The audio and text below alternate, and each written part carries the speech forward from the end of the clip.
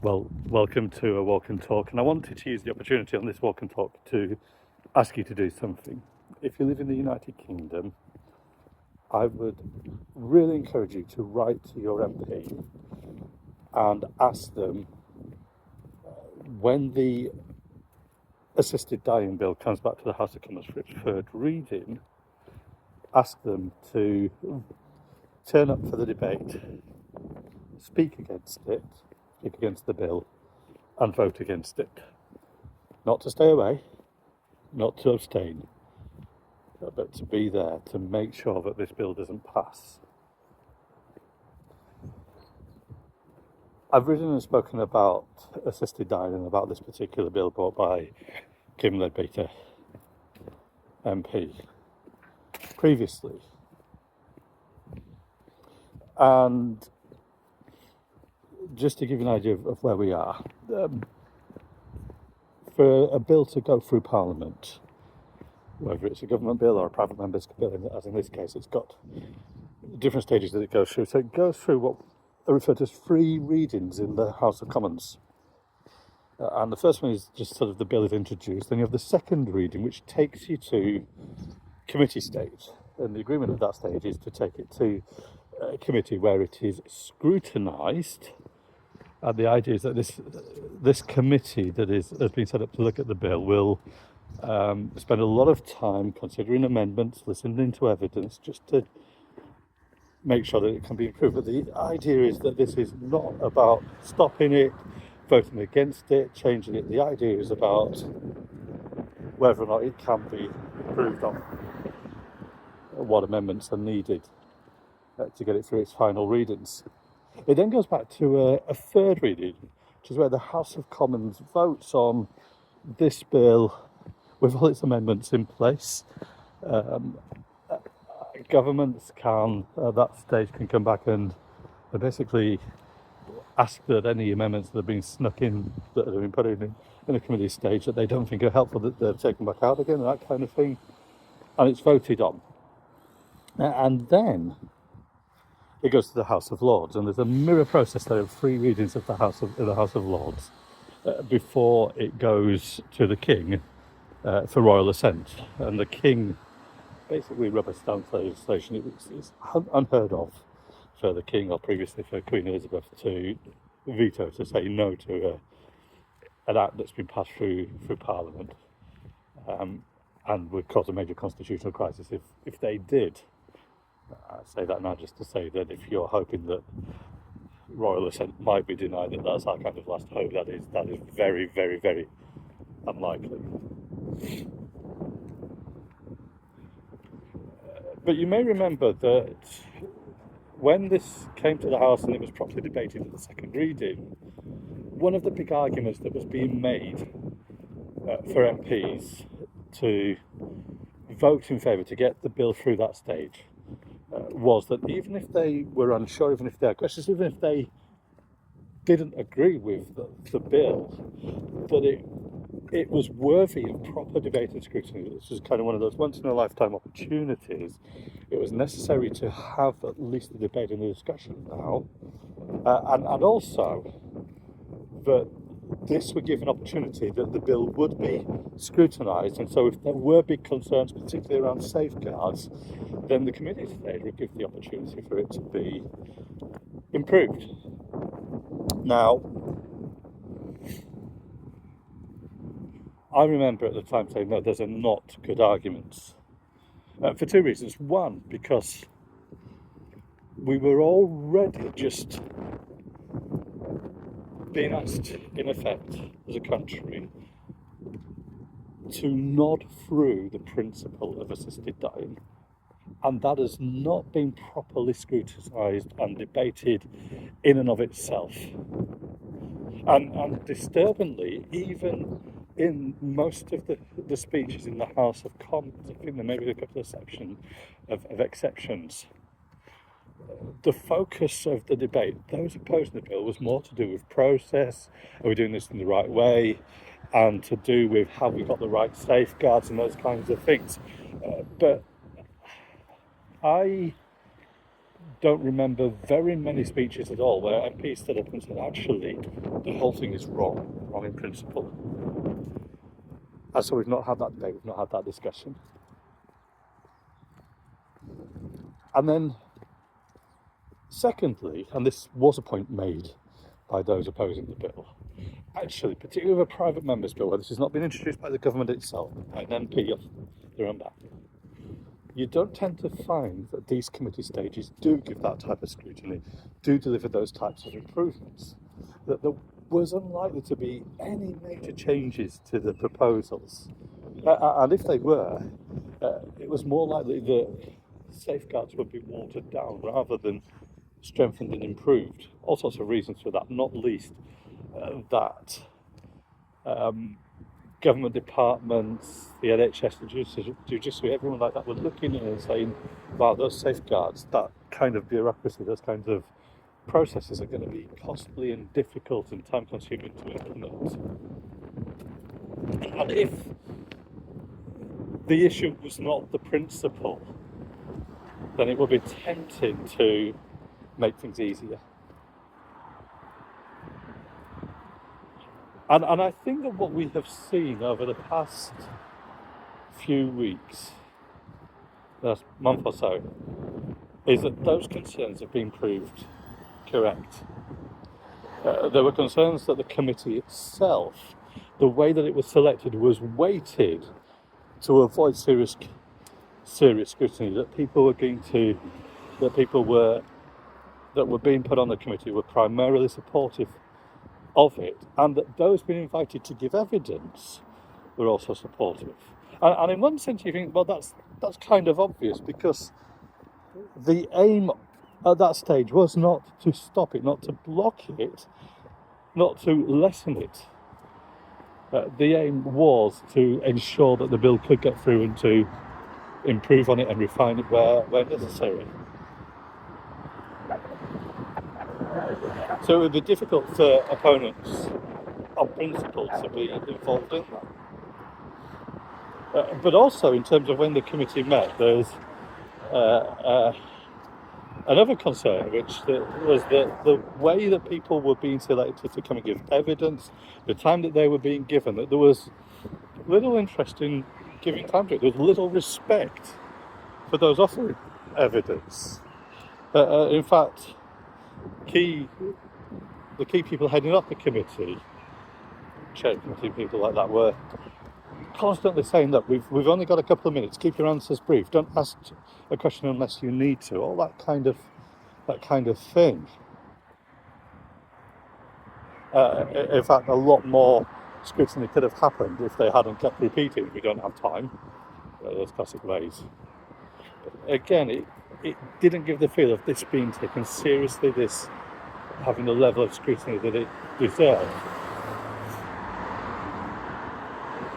And so we end up with a bill that, in terms of those safeguards, from what we've seen, is actually weaker. So one of the original proposals was that there would need to be High Court sign-off. And I said at the time, well, that's pretty nonsensical. That's not what judges are geared up to do. That's not what the courts are geared up to do. That's not how our judicial system works, and that's not what they're going to have time and resources to do. And so, of course, that's been dropped out. And it's been replaced by a panel that includes some sort of legal advice and that kind of thing. But again, the sense is, this looks weaker, this looks watered down, this is not stronger.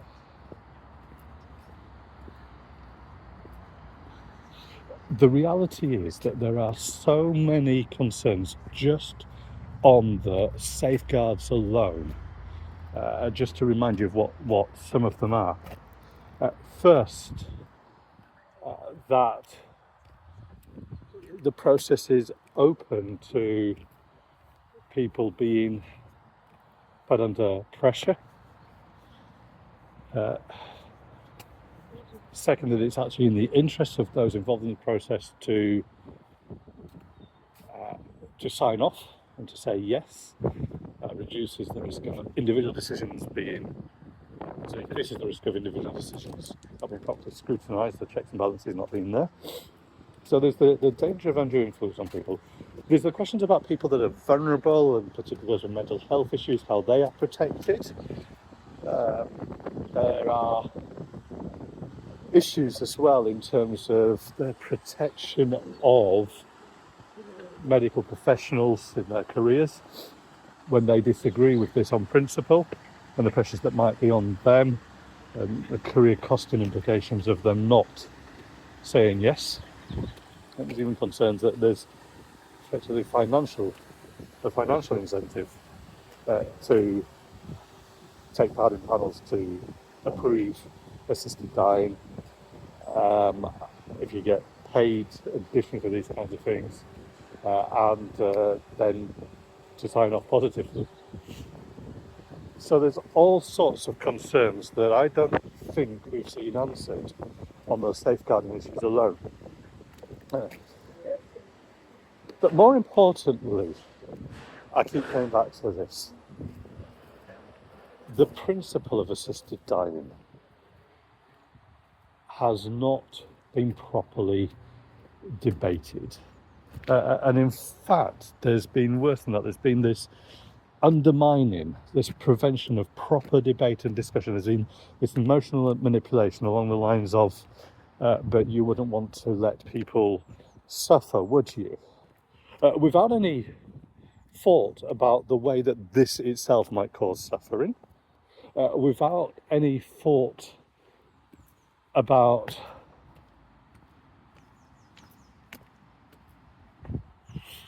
the lasting implications for others. Just a bit of manipulation. You have got to agree this through, or you're uncaring, you're unloving. As a Christian, I believe that God is the Lord over life and death. So I believe that death is in his hands. And what that means is that we see that he knows when it is the right time for somebody to die. And that is, I think in my pastoral experience, that is reflected in people themselves, that they know that it's the right time to die. And so you will see somebody living on a bit longer, and that uncertainty of when they're going to go. And sometimes that's hard because there's real suffering there. But there may well be reasons as to why they're not going just yet.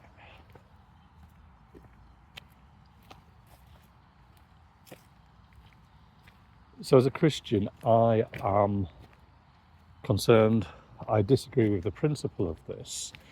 And it's not just an arbitrary, this goes against what God's word says about trusting his sovereignty, that this goes against what God's word says about not killing.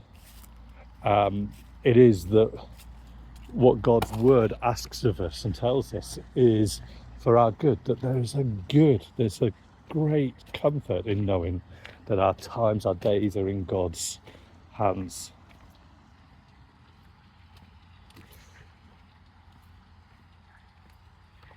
And so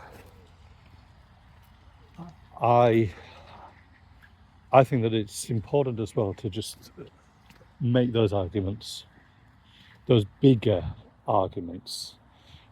And they're about the kind of world, the kind of culture that we want to live in. Do we want a culture of life or a culture of death? Do we want a culture that celebrates all life, everybody made in God's image? Or do we want a culture that looks at some people of less value because of health reasons, because of disability,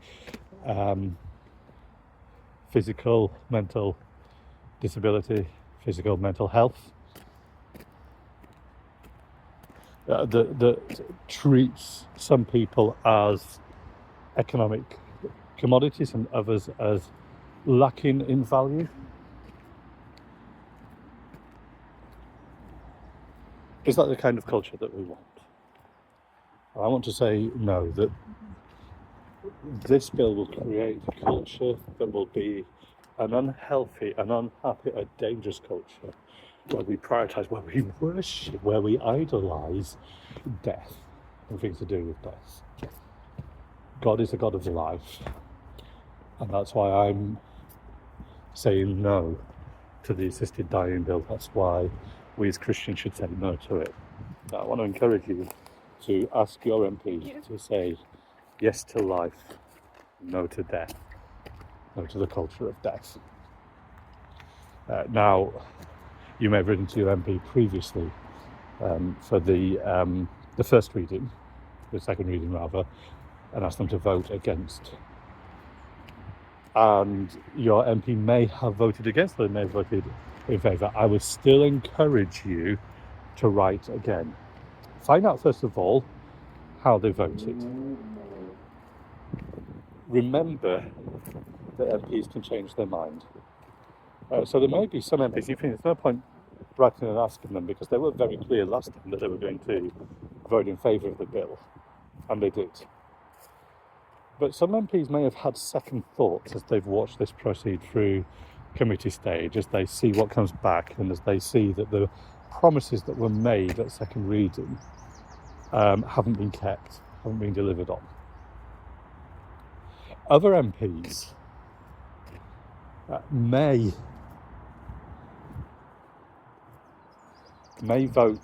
have voted against the bill last time, and they may be tempted to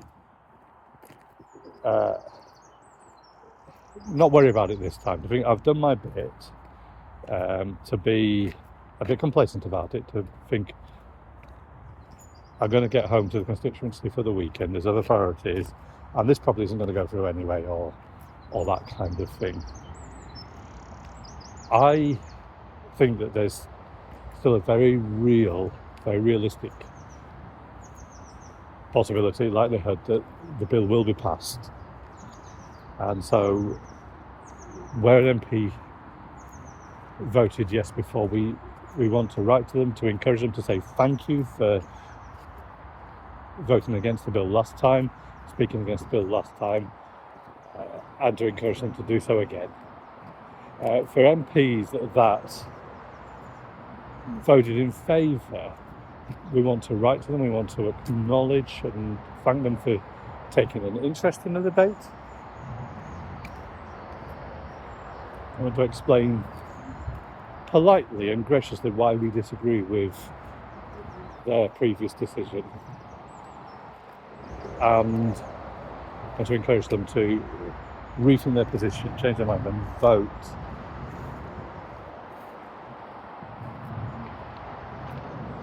against the bill this time. Some may have their mind changed, others may not. They may still vote in favour of the bill, but it's important that we as God's people speak up for what matters, speak up for those that are not able to speak up for themselves, to the vulnerable, and to make clear to our MPs the values, the priorities that we believe in, because we believe in God. Well, thank you for listening.